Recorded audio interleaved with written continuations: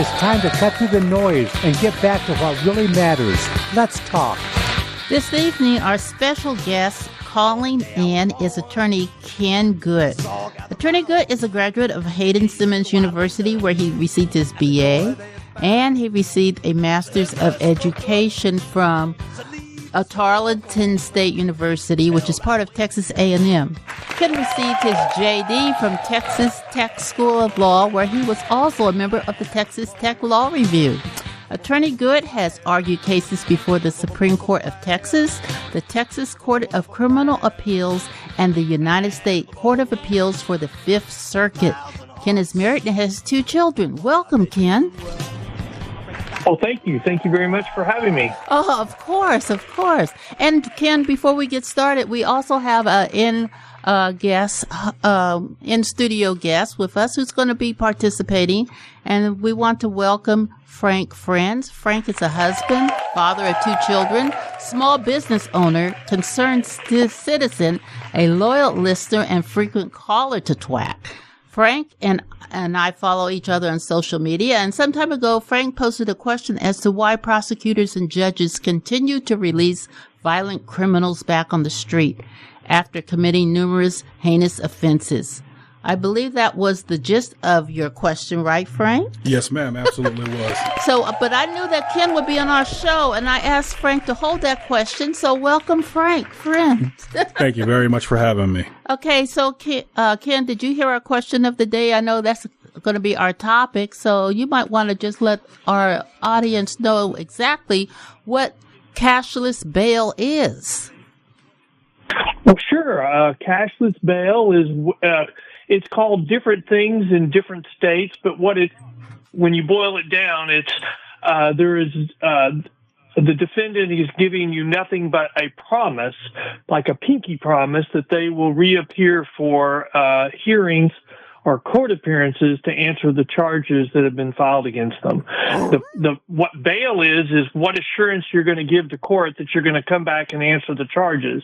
It doesn't have anything to do with about guilt or innocence. That's for trial. That's been resolved by the courts long ago. It's all about what assurance you're going to give to the court that you're going to come back if they release you to answer the charges. And cashless bail is, I'm only giving you my personal promise and nothing else. Yes. And do they have to even sign anything? I was under the impression that there was a couple of cases in North Carolina, which we'll get to, in which the defendants just sign and say, yes, I'll be there. And so, but you're saying that they don't even have to do that much in cashless bail. Well, I mean, it depends on where you are. I mean, in North Carolina, it could be a promise. I mean, something that they've signed. In Texas, it would be a personal bond, and they would sign that bond, but it's still just their promise, nothing else. In New York, they would call it release on no bail, and in California, they would call it released on zero bail. So it's what we call it could change from state to state, but it's all the same. I mean, even in Texas, if you get a personal bond for $5,000, it's only a promise that you will come back, and you're not going to pay them $5,000. At most, they'll take a judgment against you, and you can't afford to pay it. So it's just your bare promise that you'll come back, whether it's signed or not. Okay. So, Frank, do you have any comments on what Ken just said? Well, I mean, you got to look at the society the way it is now, because you've already promised to be a good citizen because you're, probably a multi-time offender. You've not kept that promise. 82% of all murders have a violent prior, and about 11 times is on the average that they're released before they commit their first murder. So they've had 11 chances to not do this and to keep their word. What promises are they keeping?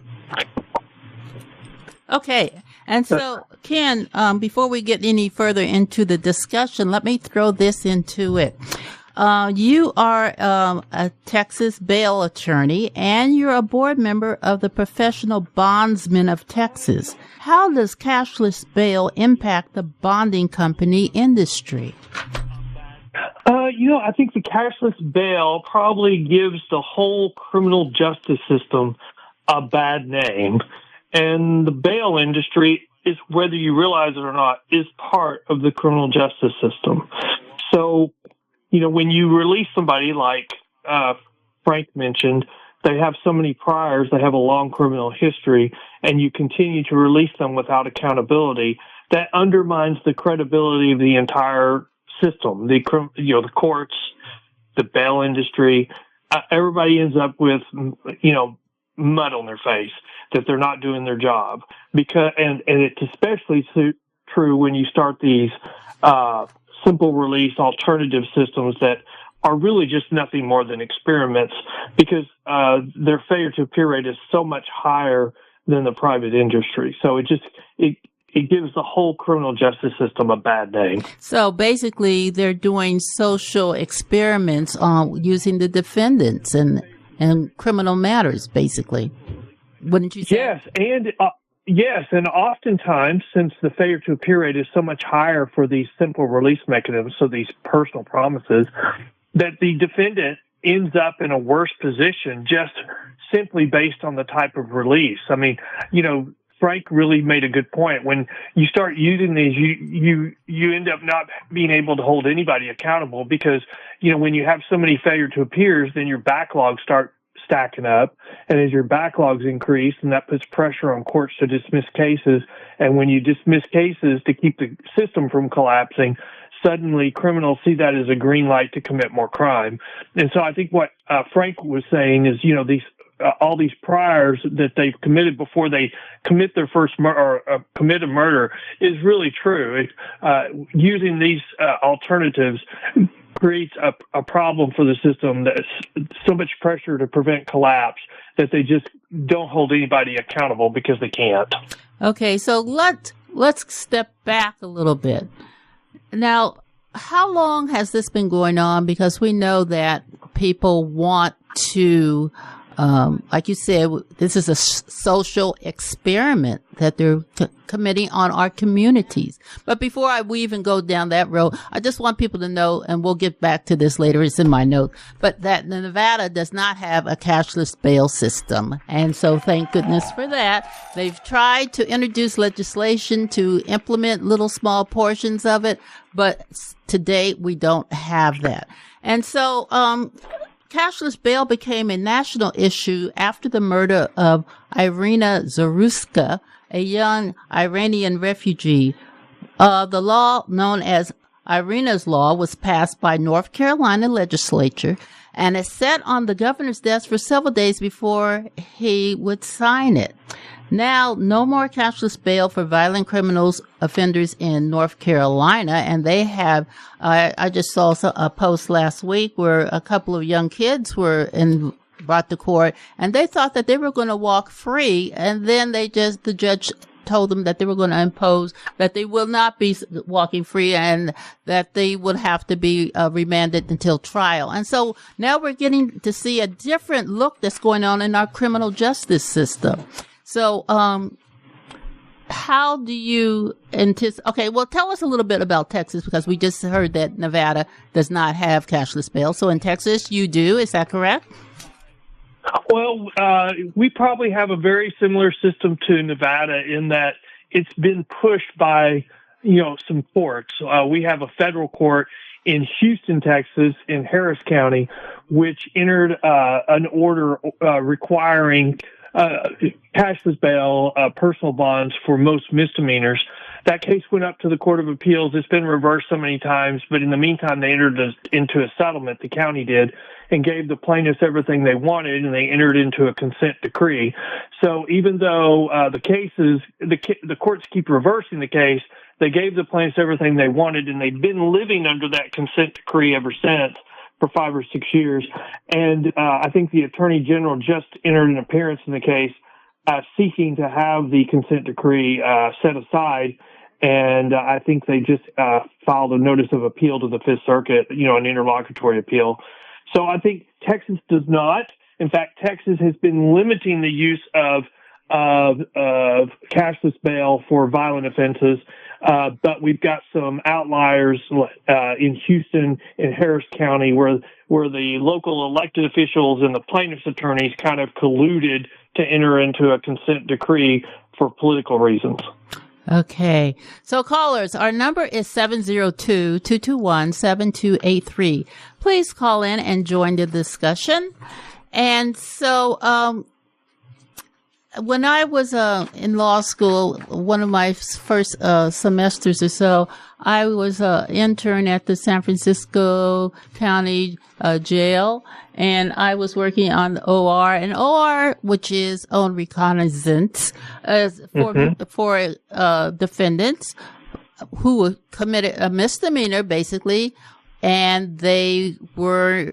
It wasn't a violent offense. And so if they had not committed any crimes previously, they would be released on their own just by saying that they would return to court. So that was kind of like the beginning of, I guess, cashless bail. But this was for non-violent misdemeanor cases. But we're talking in this case about violent felony cases.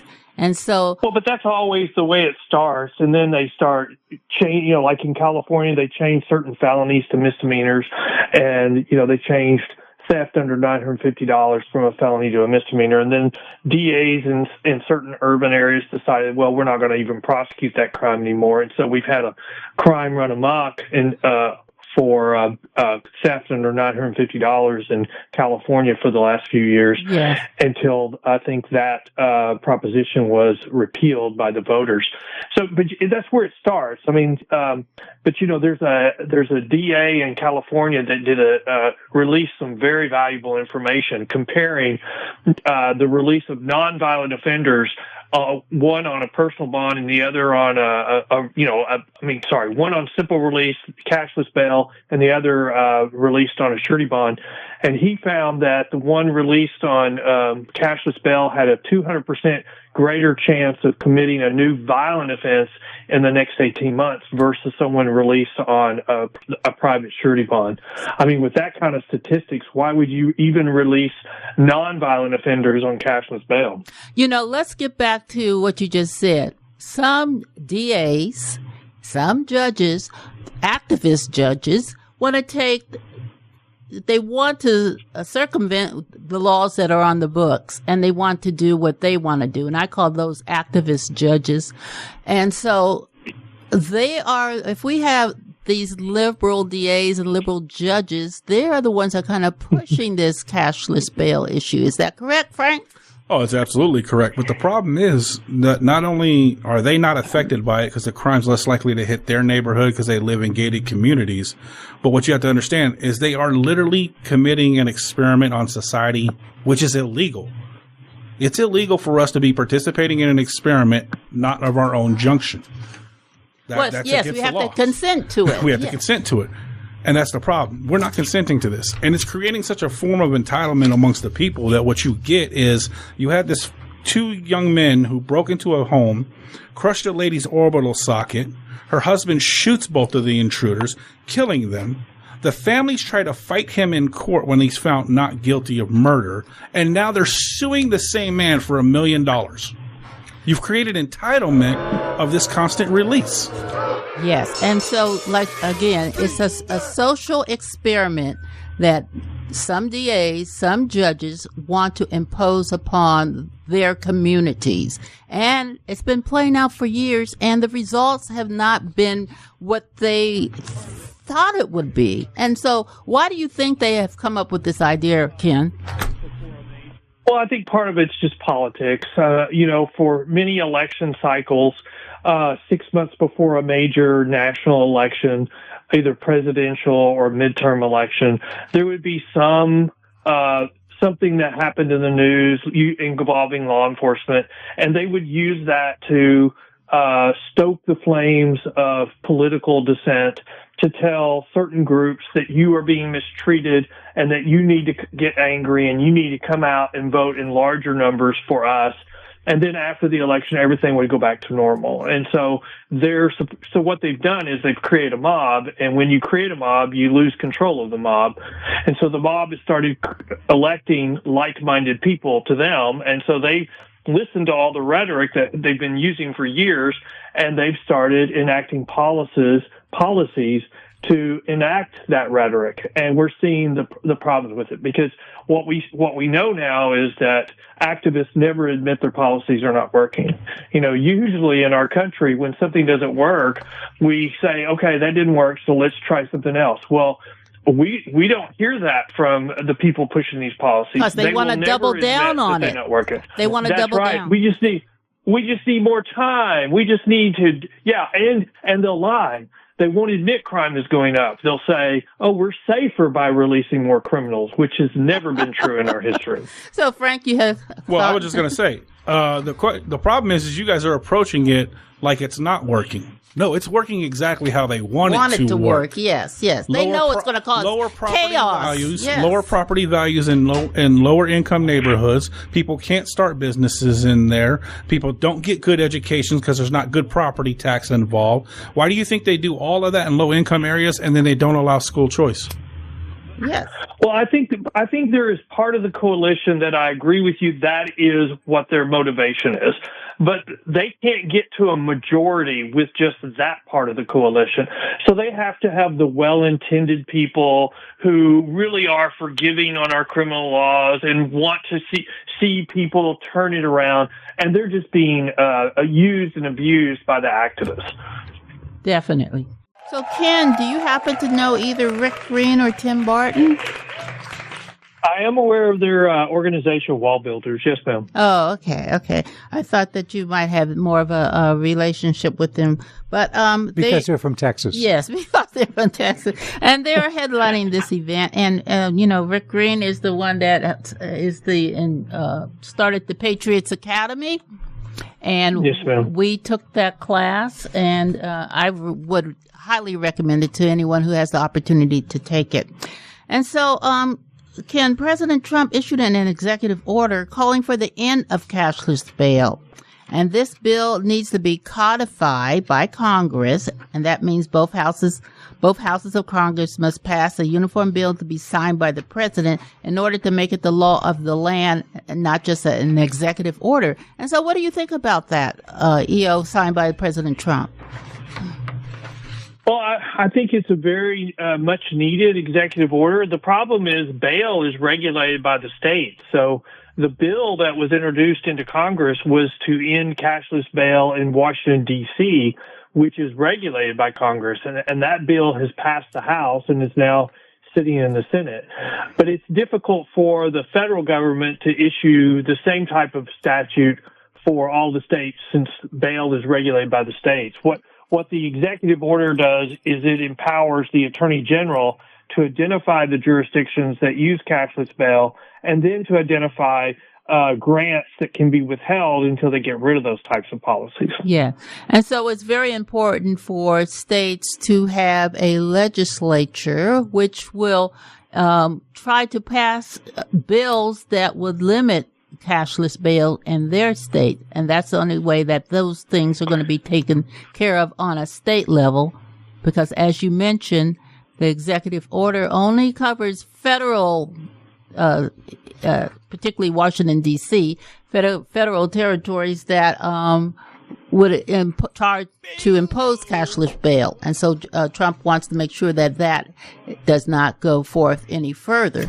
So, well, let me also say, President Trump looked at this issue and he sees the damage that cashless bail is doing across the country and to these very jurisdictions that won't even admit what they're doing is actually harming public safety. And so, when you see the blue states get all upset, it's because they're being called on the carpet for their own lies to their community. And so I applaud the president for what he's doing. He's doing something that most Republican presidents would not do because it deals with deep blue urban cities, which normally, Republicans can have very little impact on. So I think he knows the difficult issue that he's taking up when he does this, and he doesn't care. He sees it as what they're doing is wrong, and he's trying to correct it. And that's the right thing for public safety. Yes. And as we all know, that Washington, D.C. is not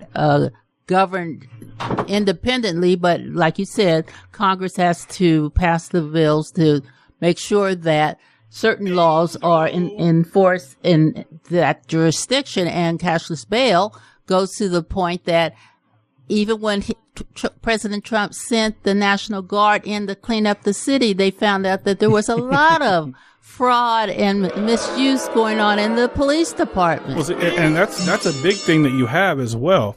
One, they know this cashless bill doesn't work, so they want the problems that it's causing. And you see that you got to jump through these hoops and through these legislations. So my big thing to the listeners is going to be, you guys need to understand you cannot rely on government to fix this issue. You need to be your own first responder. You need to be ready to defend your family and your loved ones whenever one of these felons comes out here with their 13, 14 priors and they decide to assault you randomly, like that lady who got assaulted with the stick in the eye. Yes, I saw that. You know, that dude is like a 15-time felon, yes, and he identifies as transgender as well. So he has multiple mental issues, multiple felonies, and that lady's not allowed to defend herself in that state. And Ken, were you going to say? And I would just underscore what he's saying is that, to a certain extent, the Democrat politicians are being held hostage on these issues by their donor class. And so if they decide that, hey, if they were to stick their neck out and say this isn't working, immediately the next day they would lose all their fundraising. They would they would immediately have a candidate announced to run against them in the next election. So to a certain extent, our politicians that are on the left are being held hostage by the activists and the donor group. And so we need for our listeners to vote law and order. I think that began with Trump's second election, and if we can do it one more time, then the Democrat Party will change and become law and order like they historically have always been. Well, you can't do that when you have George Soros backing all these DAs, all these judges, all these other little politicians here and there. Well, he has his agenda. We know what it is. He's not hiding it. It's not behind the ball. It's not the balls in the other hand trick. They're literally showing you what they want. Cashless bail, multiple time felons back out to re-offend and re-hurt somebody in society who hasn't taken their safety seriously, who's not vigilant, whose face is in their phone when they're walking around instead of looking for the threat, because the threat is going to be from somebody like that. Yeah. And so I do agree with you that is George Soros's intention. But what we're finding is that the soft on crime DAs are having a very short shelf life. I mean, look at Gascon in California, who was the leader of this soft on crime. He got beat by 20-something points when he ran for a re-election the second time. So they have a short shelf life. They don't get past the second re-election. Yes. Yeah, but when 30 murders of an innocent woman happen in that time frame, it's already affected that community. It has, but the replacement DA is usually a law and order DA. So a return to law and order is what follows a George Soros soft on crime DA. Definitely. And so I just wanted to let people know that in Nevada has a history of trying to implement at slow little increments of cashless bail, and it started in the year of 2016, and again in 2019 they tried to do this, but they never get out of the assembly session. It never gets voted by the full legislature. But even Governor Lombardo in 2025, he wanted legislation to extend bail hearings to 72 hours and to add sentencing enhancements on crimes committed when a defendant has been released. And this bill did not result in any major revisions to cashless. It did not result in any major revisions to cashless bail, which remains basically unchanged. So Nevada is standing firm in that instance, and we have to make sure that whoever we elect in our legislature, that they understand that we don't want cashless bail here in Nevada. Oh, absolutely. I mean, I wouldn't want it as a father and a husband. I wouldn't want somebody coming to my house like we just talked about, that lady who got, attacked in her own home. And now that family's suing the husband for $1 million because he killed the two attackers. The stress, the mental anguish that puts on a family. Now your home's no longer a safe space. You defended your wife's life, but that's no longer safe by societal standards either. I don't want to be cynical here, but with more crime, are attorneys more likely to support cashless bail since they have more clients? Ooh, that's a good one. Well, speaking for me, I've never been a criminal defense attorney, so I can't answer that. But I don't believe that the cashless bail, that what's driving that is an increase in criminal cases, so that helps criminal defense attorneys get more clients. I think what's driving it is just politics, and it's a cynical look at society that we can make one segment of the community angry to get them to vote, come out, vote in larger numbers, and then win a few more elections. I think the use of this cycle ended with Trump's most recent election because we didn't have that type of cycle for the first time in several elections. And so I think we're starting to see a backlash on crime, just like we were on the border. And with what Trump has shown, we know how to fight crime. What he did in D.C. had a major change in crime, and he's doing it in other cities, and you're not seeing it being reported except for, this, to make it look bad, because the Democrats, can you imagine what would happen in the inner cities if they admitted crime was going down and we knew what to do it and they were refusing to do it? They would get decimated in the next election. So they have to lie to have a chance at defeating Trump's policies. Well, I think in Chicago, there's a little contingent of people that are calling that mayor out constantly. Oh, yeah, the Make Red movement? Yes, yes. And so, I mean, the bottom line is you have people that come up with these policies. They do not live in the inner city. Nope. Gated communities with armed guards, but they don't want you to have it. And they do not go into those communities if they don't have to go into them. And so what gives them the right to think that people want to remain living in that type of situation? That is so... It's a self-sense of ego. Yes, I can be your only savior. Yes. Only me. Only I can do it, and what I believe for you is best. Yes. And so, I mean, right there, people are, they're just tuning in now, and they're understanding what's going on. I mean, no one should have to live in fear of being... Well, look at Cook County. Look in Cook County in Illinois. The clerk came out with data showing that under these simple release mechanisms that they're using, they have like a 70% failure to appear rate. And compared to the private industry, which has a less than 10% failure to appear rate, you can see how backlogs in criminal cases suddenly start piling up more and more because you can't go forward on a criminal case if the defendant's not there, except in very limited situations. So you put the case on hold long enough, suddenly you're looking to dismiss the case because you're adding the same number of cases over time. So you get pressure to just dismiss criminal cases, especially the nonviolent ones. And that's why you see that when they start dismissing cases, criminals see that as a green light to commit more crime. Definitely. And so, callers, our number is 702-221-7283. I know this is something that we should be having more discussion with our callers. And it just seems that people are maybe they're watching the football game that's on. Never. Not the Niners.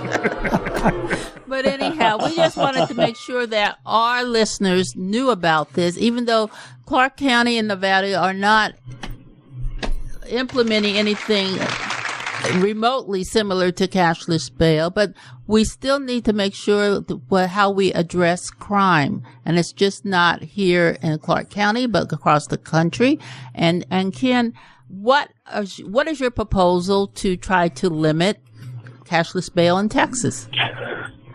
Well, in Texas, we've implemented a statute saying that, essentially cashless bail cannot be used for a list of offenses and we're concentrating on violent offenses. But another thing that we did is we required judges to review the criminal history in setting bail for all charges from class B misdemeanor up. So a judge is required to consider the criminal history, which is the best number one indicator of whether someone's going to commit crime in the future is whether they've committed crime in the past. And like Frank said, if they've got 17 priors, then even if they're charged with a misdemeanor, they need to have bail set based upon their criminal history.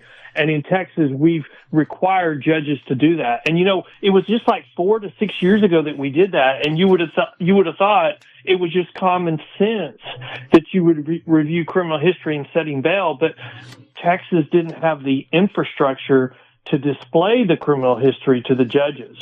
And I think finally, we need to be giving judges more discretion, not less discretion. See, these simple bail policies, these cashless bail policies, tie the hands of judges and say, you have no discretion. You have to release someone on a cashless bail system if they're charged with these whole list of crimes.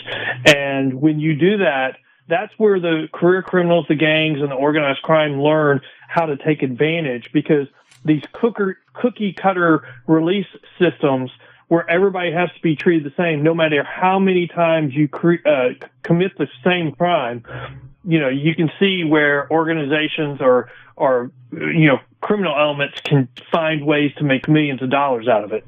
Yes. And so, some of the factors that should be taken in consideration are, particularly in violent crimes, whether they are a flight risk and to preserve the public safety. Now, a lot of times the people that are trying to implement cashless bail, they look at it from a different perspective. They look at it as to whether the defendant has the financial ability to pay the bail instead of trying to make sure that the community is safe. He's here because he robbed somebody, but we're worried about his financial stability to get this cashless bail.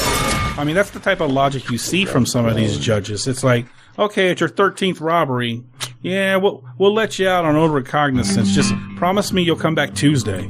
And you're listening to Talk with a Conservative. So, as we wind down, Ken, is there anything else that you want to add to our discussion before we sign off this evening? I would like to add one thing is we've learned so much about AI, artificial intelligence, but I would just like to say that from the criminal justice standpoint, artificial intelligence, AI, ChatGPT is not really artificial intelligence. It's a news aggregator. And our activist groups have learned how to flood Google with fake or pseudo studies.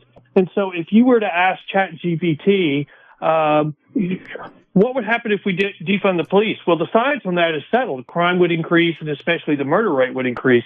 But if you do that, ChatGPT would talk about the savings, the financial savings for the county, and that money could be put towards social programs. And so it's just spitting back all of the pseudoscience studies from the far left and from the activist groups. And so we have to realize that when you ask ChatGPT a question, it's not true AI. Yes. And so.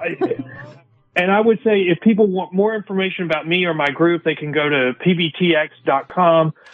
We also have we have a blog where we highlight important criminal justice stories.